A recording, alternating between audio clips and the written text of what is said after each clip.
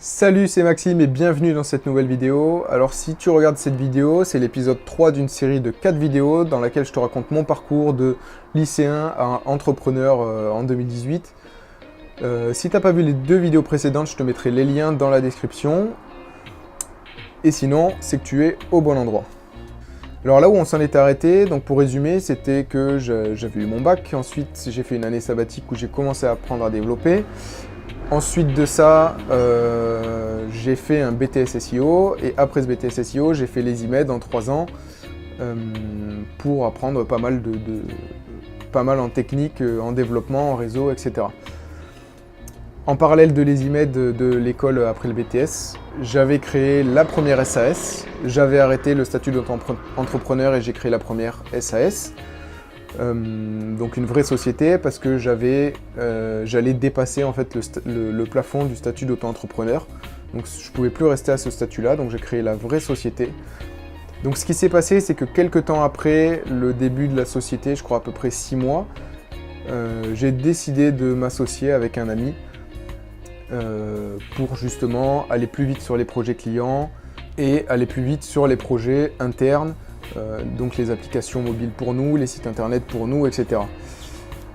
Par la même occasion, lui il finissait en fait son alternance 6 mois après moi, parce qu'il avait commencé, je sais plus, enfin peut-être pas 6 mois après moi, mais il en avait fini en fait avec son ancien patron d'alternance 6 mois après. Donc ce qui s'est passé, c'est que son ancien patron nous avait dit « Moi je peux avoir des projets pour vous, etc. Je peux vous fournir un bureau pour travailler dans une bonne ambiance, enfin dans une ambiance de travail, dans un local, etc. » Donc ce qu'on s'est dit, c'est qu'on va s'associer tous les trois, on va avoir du coup des locaux, on va avoir des projets et tout va bien rouler. Donc tout a plus ou moins bien roulé pendant quelques mois. Nous on avait nos projets, ce qui nous permettait de payer nos salaires. On avait un local avec 2 bureaux, 2 ordis, des écrans, etc., un tableau, donc on pouvait bien travailler.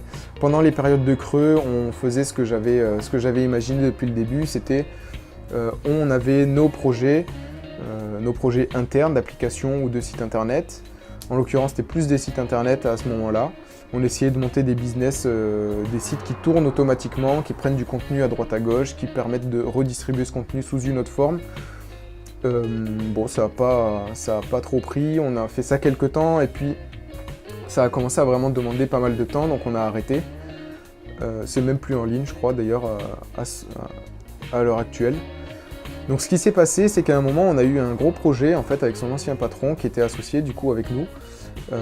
Et puis ça s'est pas hyper bien passé parce qu'on communiquait tous pas assez, il y a eu quelques soucis en fait dans ce projet-là. Et à la fin de ce projet, donc là on est 1 an après l'association.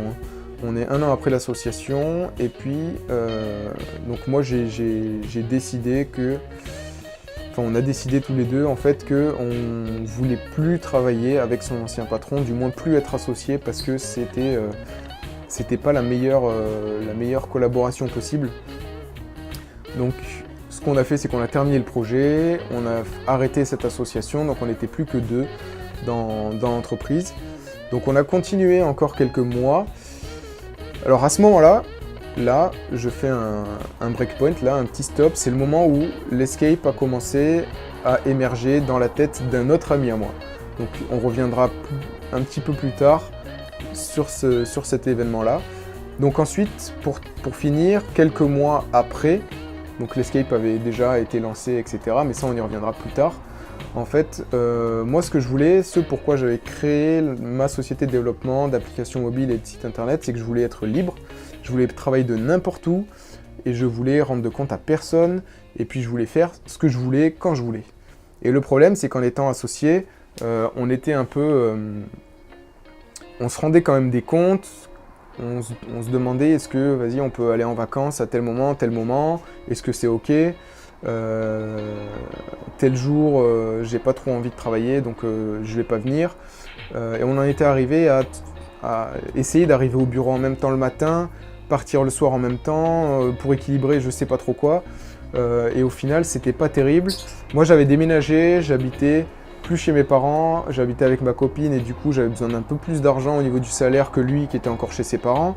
Du coup c'était quand même un peu compliqué de dire ben, on fait on va dire le même travail mais du coup pourquoi j'aurais plus que lui alors que s'augmenter plus tous les deux, on n'aurait peut-être pas forcément pu se le permettre. Du coup moi ça me mettait beaucoup de contraintes que je voulais pas à la base et en fait je m'étais pas rendu compte qu'en s'associant il y aurait toutes ces contraintes malgré le fait qu'on m'ait averti qu'il pouvait y avoir ce genre de soucis. Et du coup ce qui s'est passé c'est que je lui ai proposé de se désassocier, enfin d'arrêter l'association en fait pour retourner travailler seul et repartir comme je voulais. Et donc ça s'est fait assez rapidement, donc on a arrêté cette association en début 2018 et depuis je retravaille tout seul. Donc je retravaille tout seul et puis j'ai l'esprit beaucoup plus libre, je peux fixer le salaire que je veux, même si je ne l'ai pas forcément énormément changé. Je prends à peu près ce qui me permet de vivre correctement, enfin ce qui me permet de vivre chaque mois, quoi. Donc je me sens déjà beaucoup plus libre, je peux faire beaucoup plus de choses que j'ai envie de faire et je le fais sans stress et sans me dire que quelqu'un va peut-être penser que lui il travaille alors que moi je ne travaille pas forcément, enfin donc c'est beaucoup plus sain. Donc c'est la fin de cette troisième vidéo. Si tu n'as toujours pas vu les deux premières, je t'invite à le faire, les liens sont dans la description. Il ne te reste plus qu'une vidéo, une seule vidéo à regarder dans cette série de vidéos qui résume mon parcours de lycéen à entrepreneur. Si jamais cette vidéo t'a plu, tu peux mettre un pouce bleu juste en dessous de la vidéo. Et si tu veux partager avec moi ton parcours, tu peux le faire dans les commentaires. Et moi je te dis à plus tard dans la prochaine vidéo. C'était Maxime, ciao!